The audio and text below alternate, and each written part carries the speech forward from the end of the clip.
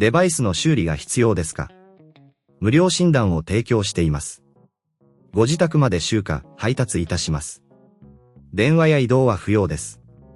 修理前にお見積もりをお送りし、承認いただいた場合のみ作業を進めます。簡単、透明、そしてプロフェッショナル。リンクは説明欄にあります。この動画では、コンガ1590のバッテリー交換手順を詳しく説明します。まずは、必要な工具を確認しましょう。ドライバー、トルクスビット、そしてピンセットが必要です。これらを用意したら、デバイスを安全に開ける準備をします。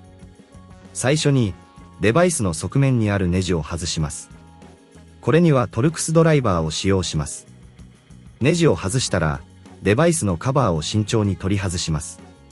この際、内部を傷つけないように注意してください。内部にアクセスしたら、バッテリーの位置を確認します。バッテリーは通常、固定されているため、外す前に接続されているケーブルを注意深く外します。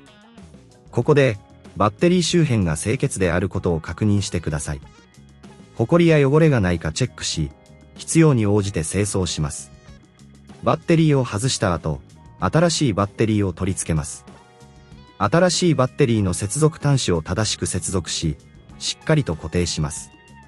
これが難しいと思われる場合は、ご自宅での集荷と配達サービスを提供していることを覚えておいてください。専門家があなたの元に訪問し、手伝ってくれます。次に、カバーを元に戻し、外したネジを再度締めます。